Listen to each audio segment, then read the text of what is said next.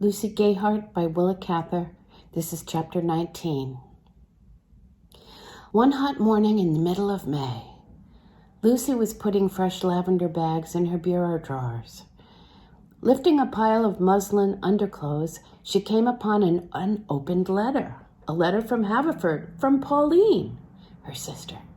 She laughed, but she was ashamed. Really, it had come a week ago, when she was just beginning to practice in Sebastian's studio, trying to feel at her ease there, and she was afraid of anything that might dishearten her. Pauline's letters often had that effect. So she tucked this one out of sight for the moment and then forgot all about it. She thought, as she took it up and looked at it, that perhaps she hadn't made a mistake in forgetting. The letter was thick and bulky, a bad sign. And the handwriting on the envelope looked, even more than usual, like eggs rolling downhill. Pauline had inherited so many German characteristics. What a pity she couldn't have inherited a German script. As Lucy opened the letter, some newspaper clippings fell out. Pauline announced the theme at once. Harry Gordon was married. Married to Miss Arkwright of St. Joe, and they had started for Alaska on their wedding trip. Everyone in Haverford was talking. People thought he had treated Lucy very badly. It was a great shock to her old friends. They had always believed his intentions were serious. They were asking Pauline what had happened, and she didn't know what to say. What did Lucy wish her to say under the circumstances? Lucy tore the letter to bits and threw it into the wastebasket. So, Harry thought he would show her, did he? Such haste must have inconvenienced Miss Arkwright a trifle. But that wouldn't bother Harry if he had had his revenge. He must have given her about a week's notice. A week's notice? The announcement in the St. Joseph Gazette said they were to live in Haverford. Oh, that would certainly be dull for the bride. She crumpled the clipping and threw it after the letter. It would be a joke, she said to herself, if Harry had gone and married Miss Arkwright more on my account than on his own. She laughed, but all the same that announcement left a bitter taste in her mouth. As she got ready to walk over to the studio, she was thinking that she had lost an old friend.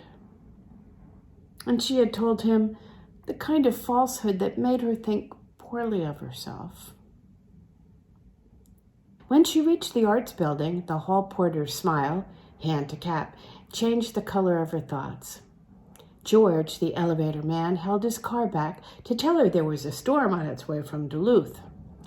The attendants about the place were devoted to Sebastian, and they admired Lucy. That was pleasant. They liked to see her come and go. So many of the studios were empty now.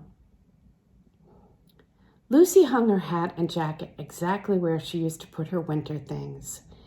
Giuseppe had left one of Sebastian's raincoats hanging in the entry hall and a collection of walking sticks in the rack. She went into the music room, opened the windows, and stood breathing in the fresh air and looking out at the glittering blue water. She had not begun to come here at once after Sebastian went away. Not, indeed, until she had a note from him, written on the boat and sent back by the tug. He began, "It is 11 o'clock here. That means that you have just got to the studio and are opening the piano. I shall listen to hear that you do not begin lazily. I still feel more there than here." An hour after that letter came, she used her latchkey for the first time. Not for a moment had the place seemed forlorn or deserted. To her it was full of the man himself. All her companionship with him was shut up there, and the future was beginning to live there, a future in which she couldn't help believing. She came here by his wish, The quiet and comfort of the place were his kindness. She was thus lifted up above the sweating city streets because of his concern for her. Those ardent, early summer days with heat that still had an edge of freshness were glorious days for work. She had never had such a piano at her command or so definite a purpose to direct her. The weeks flew by, but Lucy flew faster than they. The heavy July heat made no drain on her vitality. This was the first summer she had spent in the city, and she found it stimulating. No hotter than Haverford, and God knows how much less dull. She seemed to be carried along on a rushing river and was constantly saluting beautiful things on the shore. She couldn't stop to see them very clearly, but they were there, flashing on the right or the left. And when the morning was over and she was tired, she was glad to creep home through the heat and do her darning or put ribbons in her nightgowns. Auerbach had very few pupils in the summer months, and he gave her a great deal of time. He liked to have her with him and urged her to spend her weekends with his family. He had a house of his own out on the South Shore and a garden. From the first green of spring, he rose very early and worked for 2 hours in his garden before he went into the city to his classes. His wife got up and made his breakfast, long before the children or the housemaid were awake. She told Lucy that as you got older, there wasn't so much you could do for your husband anymore, and it was nice to give him a good breakfast while you had the house to yourself. Auerbach inquired after Harry Gordon occasionally. He liked the young man, and he had hopes for Lucy in that direction. She never told him of Harry's marriage. She was hurt, though she pretended to be scornful. He hadn't really a right to marry. He had belonged for years to Lucy Gayheart. One Sunday morning, they were sitting in the shade under Auerbach's grape arbor. Auerbach, in his shirt sleeves, began to question her. "I think you have changed your mind, Lucy. You would rather go on with this kind of work you do with Clement than teach?" As Lucy made no reply, he continued, "You must remember that Clement is very exceptional. Most singers are not interesting to work with, and they don't want to pay much. For the platform, they always have a man." Still Lucy said nothing. She bit her lip and looked out at the end of the arbor at the yellow squash blossoms. Auerbach smiled.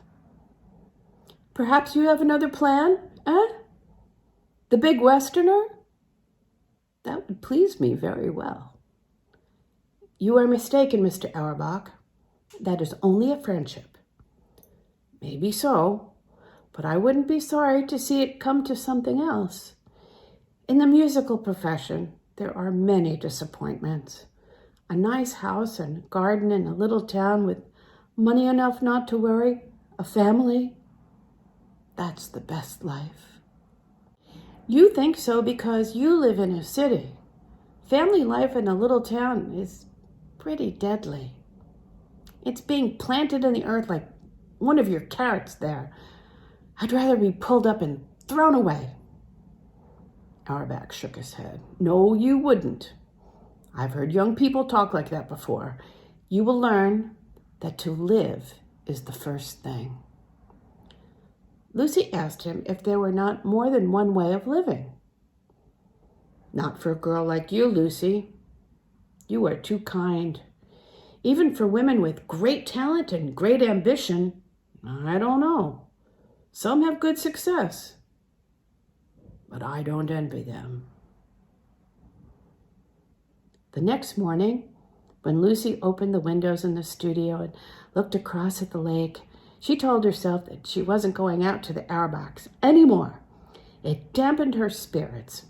He was a heavy, thorough German music teacher, and there he stopped. End of chapter 19. Lucy Gayheart, chapter 20. Lucy often spent the long, hot evenings in Sebastian's music room, lying on the sofa with the big windows open and the lights turned out. And how strange it was that she should be there after all. Only last Christmas, when she went home, she had never been inside this room and had thought herself fortunate to catch a glimpse of Sebastian coming out of the doorway downstairs. This summer there would be no slowing down to the village pace. No walking about the town for hours and hours in the moonlight, down to the post office and home again, out to the little Lutheran church at the north end. At this hour, she used often to be sitting on the church steps, looking up at that faraway moon, everything so still about her, everything so wide awake within her. When she couldn't sit still any longer, there was nothing to do but to hurry along the sidewalks again, diving under black tents of shadow under the motionless, thick-foliaged maple trees, then out into the white moonshine. And always one had to elude people. Harry and the town boys had their place, but on nights like this, she liked to be alone. She wondered she hadn't worn a trail in the sidewalks about the Lutheran church and the old high school. She wondered that her heart hadn't burst in those long vacations when there was no human being she could hold up against the summer night, when she was alone out there, looking up at the moon from the bottom of a well. She loved her own little town, but it was a heartbreaking love, like loving the dead who cannot answer back. Now the world seemed wide and free, like the lake out yonder. She was not always struggling against something. She was going with something much stronger than herself. It was not that this new life was without pain, but there was nothing empty or meaningless in it, nothing that was not sweet to remember. Not even that last night when they had walked under the dripping trees and breathed in the bitter darkness together. From the very beginning, there had been the shadow of some sorrow over her love for this man, even before she knew him at all.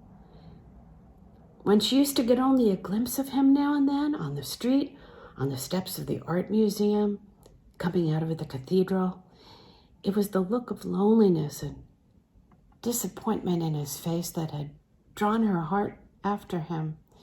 Now, when he was far away, she sometimes went into the church where the service for Madame de Vignon was held, and where she had seen Sebastian pray so long and fervently. It was a place sacred to sorrows she herself had never known, but she knelt in the spot where he had knelt and prayed for him.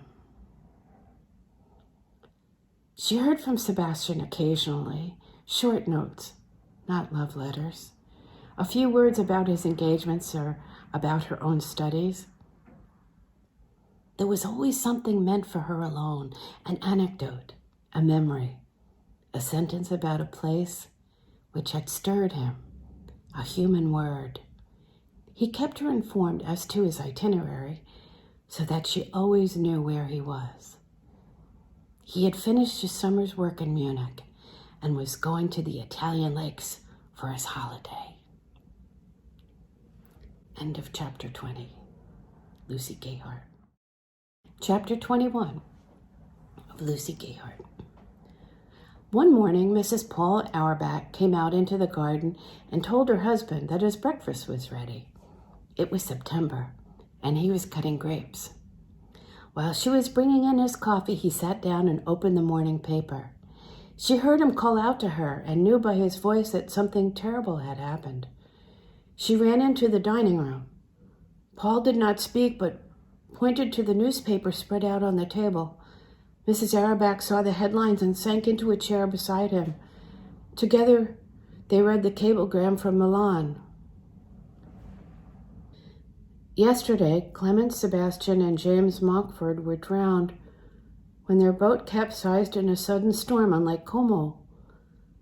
There were 3 in the boat, Sebastian, his accompanist, and Gustav Wirtz, the Belgian violinist. The accident was seen from the shore, and 2 rowboats immediately put out from Cadena Babia, but only Wirtz was rescued. His account of the accident followed.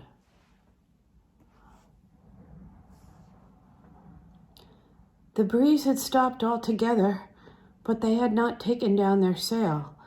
When the hurricane from the mountains broke upon them, the boat was turned over immediately. Wirtz himself was struck by the boom and thrown out a considerable distance. He sank, and when he came up, saw his 2 companions struggling in the water.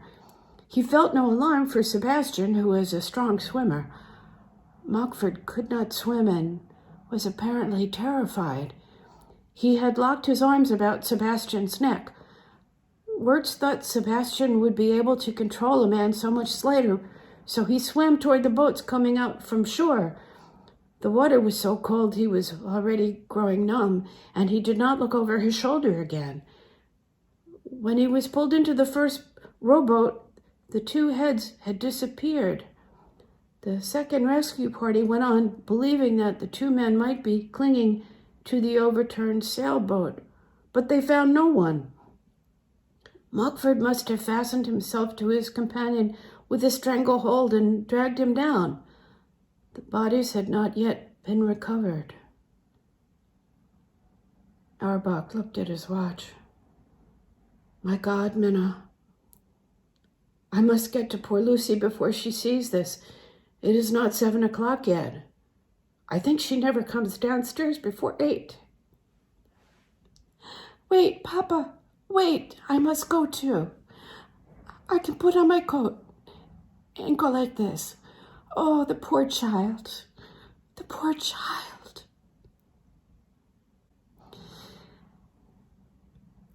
End of chapter 21 of Lucy Gayheart by Willa Cather.